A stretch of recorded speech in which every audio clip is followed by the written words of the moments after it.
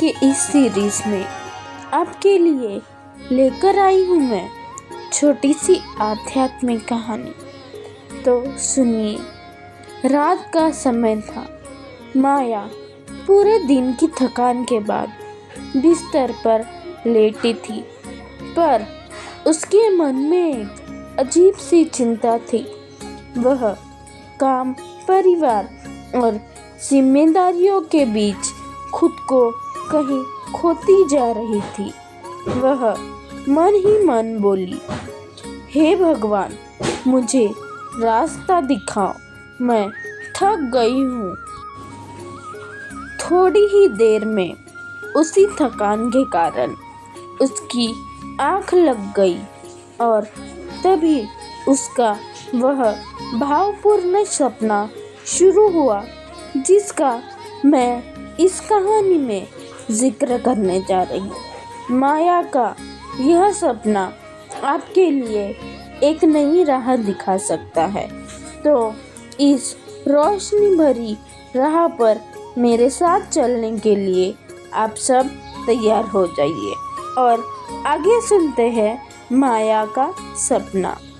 तो वह खुद को एक शांत रास्ते पर चलते हुए पाती है, जहाँ चारों ओर हल्की हवा, पेड़ों से छनक कर आती हुई चांदनी और दूर से कहीं मधुर घंटी की ध्वनि थी। उस ध्वनि को सुनकर उसने जैसे ही ऊपर देखा तो सामने एक पहाड़ी पर हनुमान जी का एक सुंदर मंदिर पाया। मंदिर में नीला प्रकाश, शांति और दिव्यता थी। वह देख उसका दिल जोरों जोरों से धड़कने लगा और धड़कते हुए दिल से वह सीढ़ियाँ चढ़ने लगी।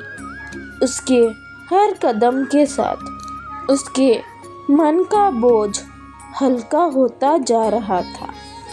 मंदिर के अंदर प्रवेश करते ही उसे अपने मन में एक अजीब सी शांति का अनुभव हुआ।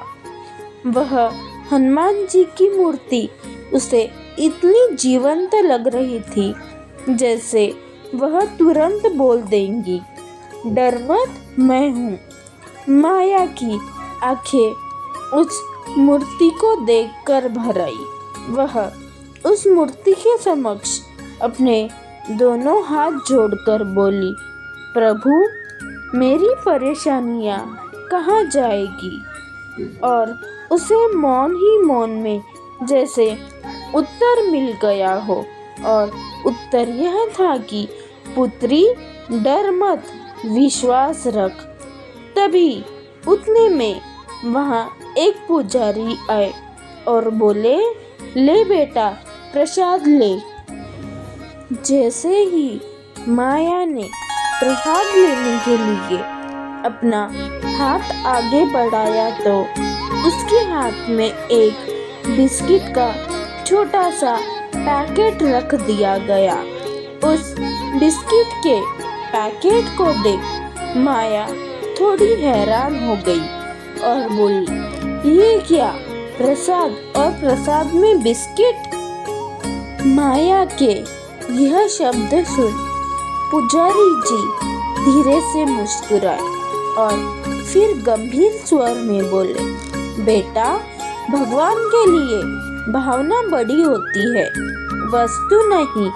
कभी छोटी चीजें ही हमें कई बड़े बड़े संकेत दे जाती है। मानो पंडित जी का यह वाक्य माया के हृदय में घर कर गया हो और माया ने फिर जैसे ही बिस्किट को हाथ लगाया तो उसकी हथेली में हल्की गर्माहट फैलने लगी, मानो हनुमान जी ने खुद यह कहा हो कि छोटी खुशियों को हल्के में मत लो, इन्हीं से बड़े बड़े चमत्कार जन्म लेते हैं। और फिर क्या था, अचानक ही माया की आँख खुल गई। अब दिल में गर्माहट महसूस कर रहा था। कमरे में शांति थी, पर उसके मन में एक नई ताकत ने जन्म लिया था। उसी ताकत से वह मुस्कुराई और बोली, भगवान ठीक है, अब मैं डरूंगी नहीं और छोटी चीजों को भी आपका आशीर्वाद ही मानूंगी। मित्रों, उस दिन पहली बार उसे लगा मानो कोई है जो उसे चुपचाप संभाल रहा है, और तभी से उसकी जिंदगी में धीरे धीरे छोटे छोटे चमत्कार होने लगे। जैसे हनुमान जी ने अपने प्रसाद की तरह ही सरल रूप में पर बेहद शुभ आशीर्वाद भेजना उसके जीवन को निखारना शुरू कर दिया हो। तो आज की ये कहानी यहीं पर एंड होती है, और इस सुंदर सी भावनात्मक कहानी हमें यही सीख देती है कि हमेशा ईश्वर हमें स्वतः ही आकर बड़े रूप में अपना आशीर्वाद प्रदान नहीं करता, पर कई बार कुछ ऐसी छोटी छोटी चीजों से अपना आशीष भेजता है, जिससे हमारे जीवन में बड़े बड़े चमत्कार होने लगते हैं।